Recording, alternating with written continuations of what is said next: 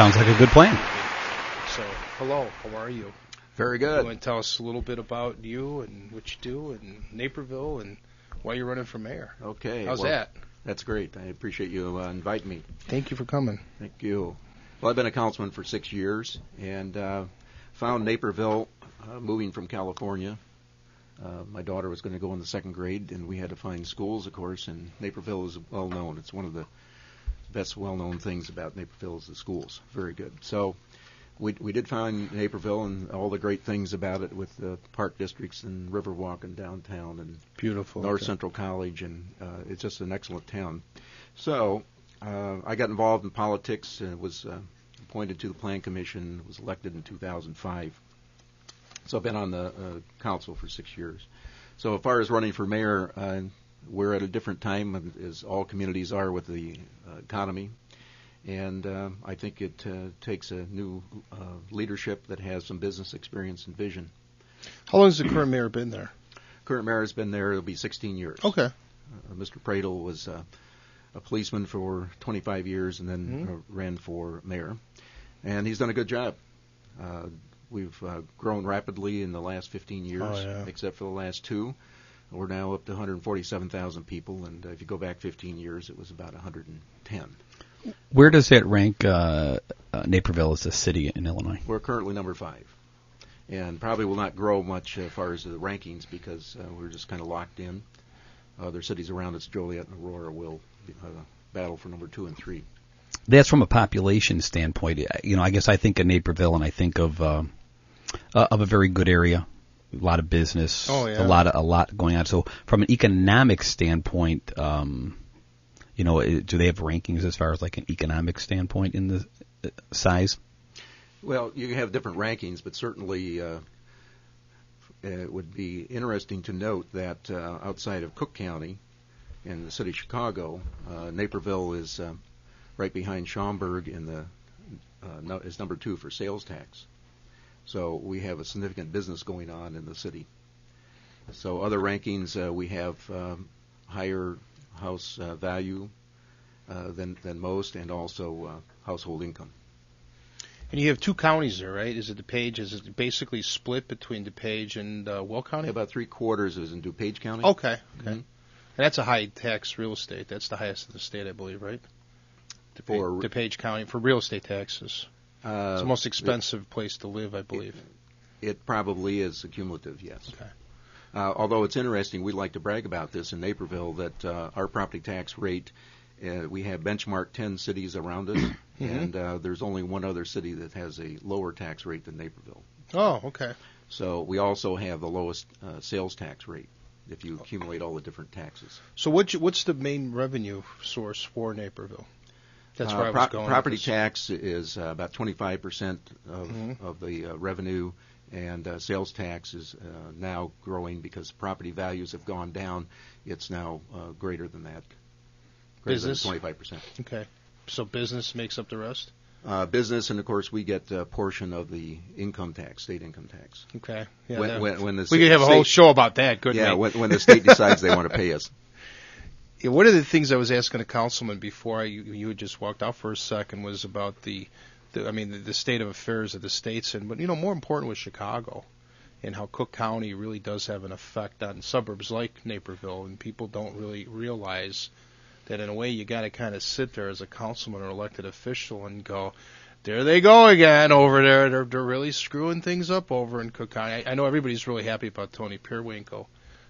Boy, she starts strong. Sounds like she has some great plans, and if they follow through with it, that'll be good to get costs under control. So, what would you, if you are elected mayor, what would you do differently? Well, what would you do? Let me rephrase the question. What would you do? What would you see would be your main goal? What would be your 3 major objectives for Naperville if you were elected mayor? Yes, my key and major difference, I think, is leveraging my business background and some ideas I have is to be proactive and aggressive at going after the business, because we are dependent upon property values and sales tax, and the only way you can have any impact on that is putting people in the homes.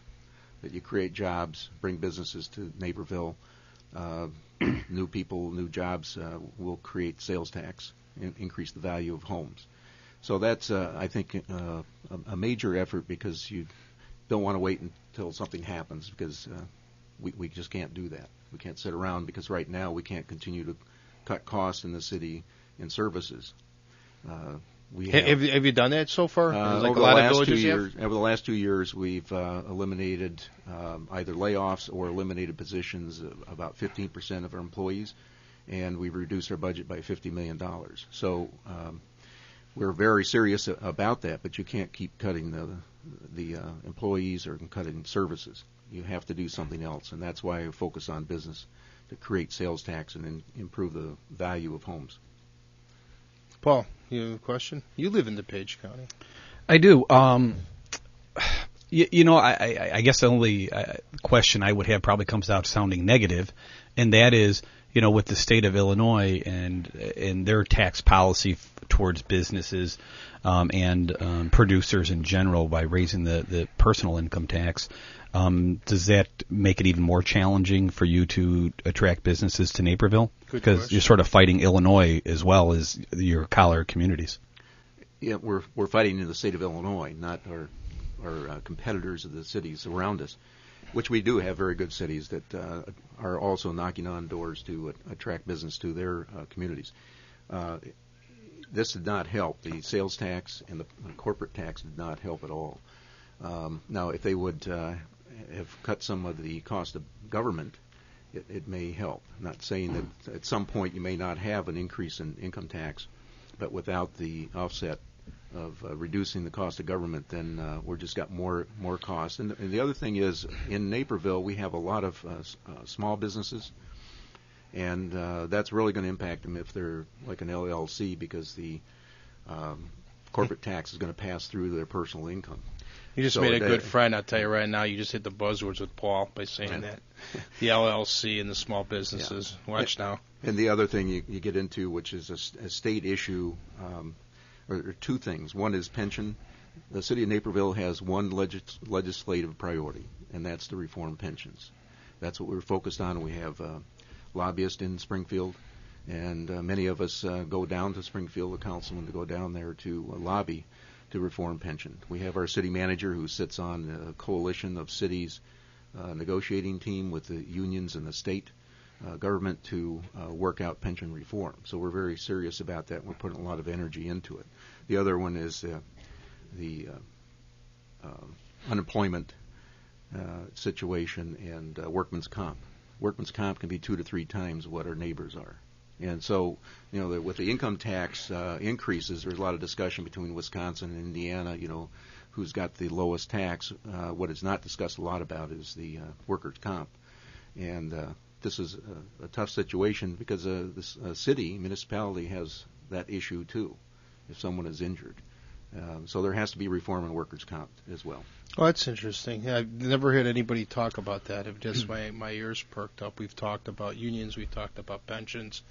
I'm a benefits consultant. I'm an insurance broker. I help villages and larger employers figure out how to keep benefits good. You want to keep benefits well. You want to keep people healthy, but how do you save money on it? And I realize now that a lot of my meetings with villages have talking about this pension reform, and finally somebody said, well, how come you can retire at 50 with 30 years in on a pension? With a lot of cities, not all of them, but it's Social Security now. You got to wait till 67, how it's geared up, and it was a very good question. We never really heard that. Paul knows my pet peeve is always the Davis-Bacon Act. You haven't heard me say that in a while.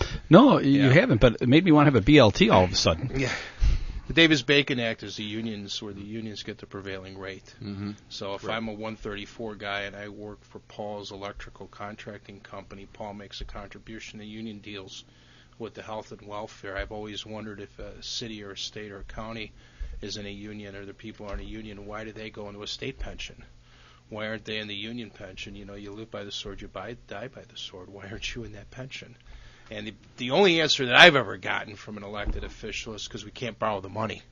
They can't play games with the pensions or the health and welfare money, which to me makes we're paying 10 times more. I'm being a little exaggerative here, but it would seem to me that would make more sense that if they're in a union, let the union deal with it. Let the union, because the union will do it. I mean, the union will do it where I think elected officials, and this is no reflection on you at all, but I think a lot of elected officials are afraid of organized labor. They don't want to take it on.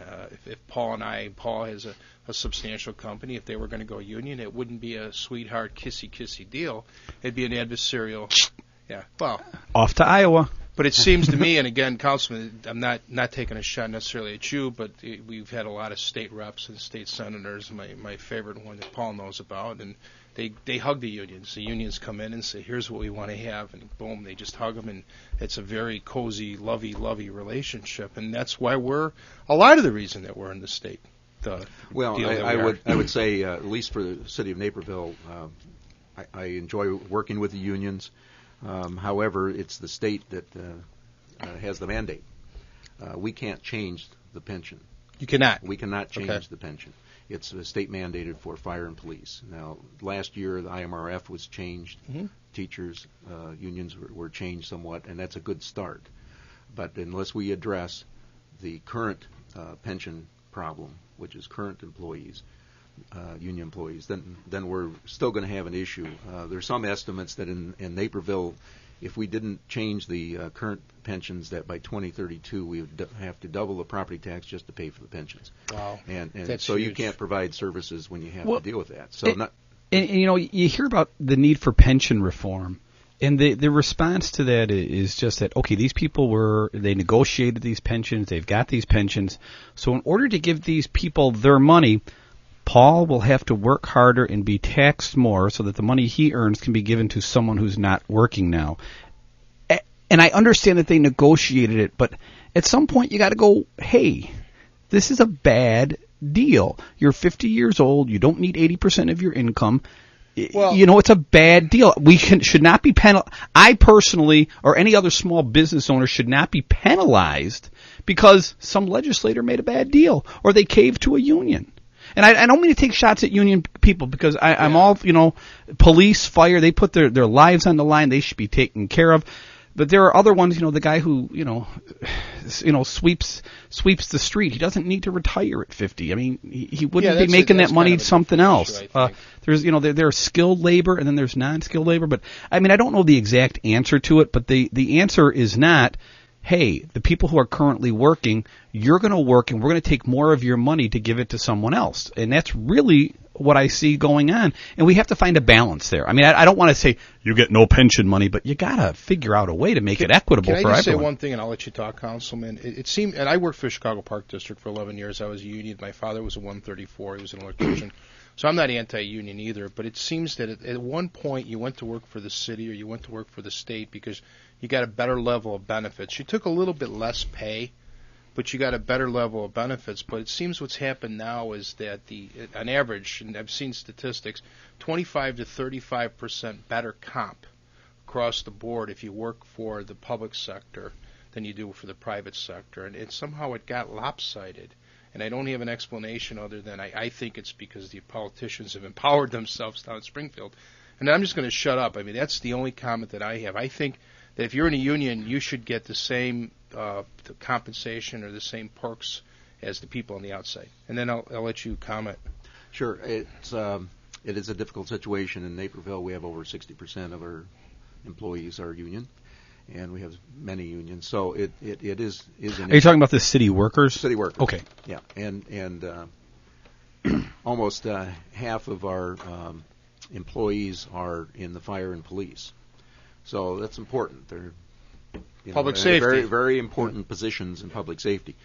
But again, the issue is it's a state mandate that we can't change the pension, so we need to work with the state to get that changed. I agree with you, and going back less than 10 years, I think it's probably 7 or 8 years ago, the city employees didn't pay anything into medical insurance. And now we're at 10%, and that's one of the factors in our negotiations with the unions is getting them up to 15%, and our goal is to go to 20% by 2012, 2013. So we need to try to have more parity between non-union unions. So will we ever get to where they got the same benefits? That may be a long time because you have a series of contracts you're negotiating to change from year to year. But I'm saying that, in other words, if Paul's an electric company, he's an electrical contractor doing business in Naperville, and I work for him, identical job working for the city of Naperville, we should, at the end of the year, have the same type of medical plan, same type of pension plan, same health and welfare. The prevailing rate should be the same. It should be the same type of, like the Davis-Bacon basically says the opposite. If you're a private contractor rebuilding, you're painting in Naperville City Hall, you're supposed to get the same pay. There's prevailing rate. That's correct. That's what pay prevailing rates. So you're coming from you're running not-for-profit right now, and you have a business background? No, I have a business background. I worked for American Hospital Supply in Baxter for 22 years in the medical business. No, you don't apologize. And then I started my own company in California, a medical company, and I merged it with another one here in Chicago, and that caused us to move back. I've been consulting for over 10 years, and just a year ago I co-founded a new healthcare company. We provide therapy, ABA therapy to children with autism, and that's been going very well. So I spend half my time at least on city work and half on the new business. So what can you bring to the crazy world of the public sector from the private sector where you had to do things efficiently? Well, one of the things I just mentioned was medical benefits, for example, because the average nationally is 27% of the premium is paid by the employee. So we need to look more at business relationships. Hey, before we bring our caller on, just real quick, when is the election? April 5th. And where can they get on to I'm assuming you have a website where they can get some more information and maybe donate or come out to events for you? Yeah, what would that be? They can find out almost everything about me at www.elect, E-L-E-C-T, Kenn, K-E-N-N, Miller, M-I-L-L-E-R. All right. KennMiller.com. All right. And who do we have on the line, Dave? We've got Jeff's on the line. I didn't know this. He used to work for Naperville, for the village of Naperville. Yes, I did. I used to work at the Park District there when Glen Icky was around. I don't know if he's familiar with Glen Icky. So where are you now, Jeff? I'm unemployed, unfortunately. But well, I shouldn't say that. Here's the deal. I left the Park District to start my own business, and because I disagreed with what was going on in not just in the Park District, but in the city in general. They were buying up property, they were buying up land like wildfire, and not being able to take care of it, not have the proper equipment, not the personnel. And I developed a strategy to where, basically what it comes down to is let some of the contractors or private contractors take some of the load off of doing, for instance, the mowing. It was just insane. I mean, I was out there putting 20-hour, 15 to 20-hour days in, and I wasn't getting paid for a half of that because Jeff, you got to ask a question, guy. I mean, we love you to call in, but you got to ask a question because we got to move on.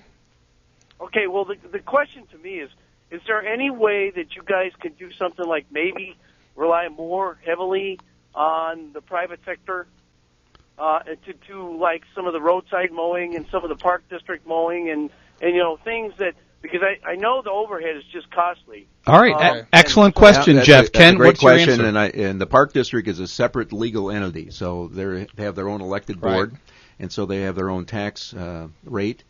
So I can't speak for them, but I know they do use subcontractors, and the city of Naperville uses a lot of contractors. In fact, with this big snowstorm that we just had, we rely on subcontractors to help us out and at least snowplow the cul-de-sacs. Sure, and great. we use Thank you. our own big heavy equipment. Great, thanks. We got another caller on the line. Yes, we do. We got Terry's got a question and a comment for Mr. Miller. Hello, Terry. Hi there. I just wanted to ask you, when you are talking about unions, are you specifically talking about unions that are employees of the city, or are you talking about the opinion being that unions and non-union employees should be across the board, same benefits, pension, insurance? So who's the question for? Is it a question for me? For the councilman, or is it for? Well, whoever was talking about whoever said that he thought that it should be across the board the same.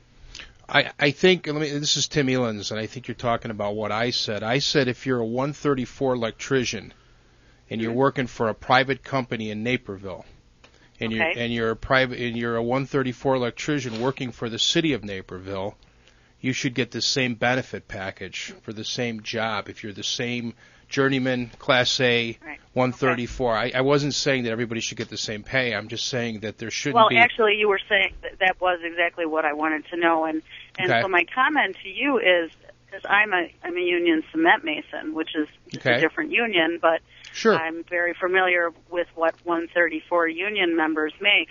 And you're neglecting to say, and I know from my own 25 years of experience, that per my contract, my employee pays $5 an hour into benefit packages, or it's actually up to $10 an hour toward my pension, toward my insurance, toward that. And in addition to that, I have to pay union dues to my union, whether I'm working or not, every year, all year. If I don't pay my union dues, I don't get to be in a union.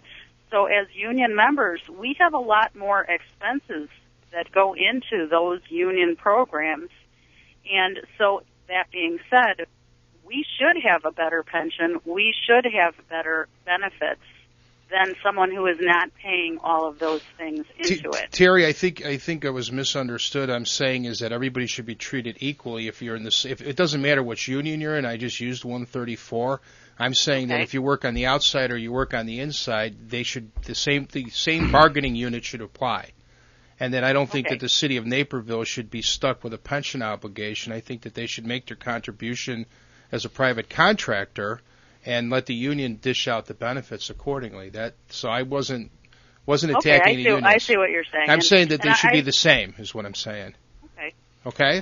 I agree with you with that that point, especially. I'm surprised that Naperville isn't able to accommodate their employees, considering some of the costs that they make patrons pay in the city. And by the way, Naperville is probably the most bustling city, even in a recession.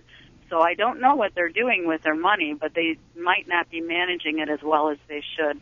Okay. Well, thank you. Councilman, do you want to... Yeah, what are your thoughts about whether or not the city manages their money well? I think, as I mentioned earlier, that we have the lowest property tax other than one city that we benchmark, and we have the lowest sales tax rate, cumulative sales tax rate. So I think we are very competitive there, and also, as I said, we eliminated 150 jobs and cut $50 million from our budget. I think we're very frugal, and we will continue to be. Terry, thank you for listening. I hope I clarified. Great caller and great question. Thank you very much. Okay, Councilman, we got like 2 minutes left. All right. So if there's something you want to talk would like about, to point out 3 minutes. Okay, we've got 3 minutes. We'll make it quick. I was happy that Terry mentioned something about a bustling city, and Naperville has a reputation, as I mentioned earlier, of high net income per household, et cetera. But we're all affected by this economy, and everything's relative. But we have a bustling downtown, and one of the encouraging things is our sales tax is moving upward. So that's a good sign. But I think with the housing market, we're going to continue to need to do something different, and that's why I'm running for mayor, to look at the business side, to bring jobs to Naperville, to fill those homes, and buy things in Naperville. So you want to run it more fit? You want to run it like a business? I mean, that's what I'm hearing you say. You want to, run it like a business. We do run the city more like a business, but it's more of going out and being proactive and to bring businesses into Naperville, and also ensuring that our current businesses are successful. That the city is not doing anything that would get in their way of being successful and profitable.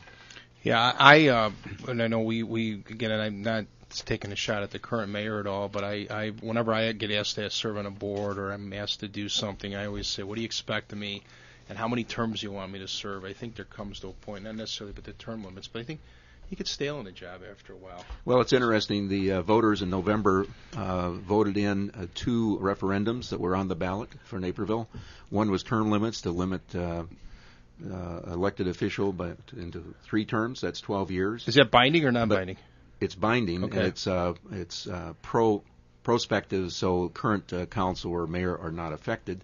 And secondly, they voted in for districts to have a ward system, which we have not implemented. It'll be either in 2013 or 2015. How do you feel about that?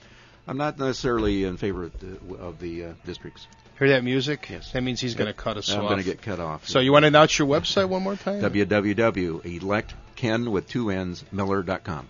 Thank you very much, and good luck to you in April. Thank you for the invite. Thank you for joining us. Tim and Paul, thank you.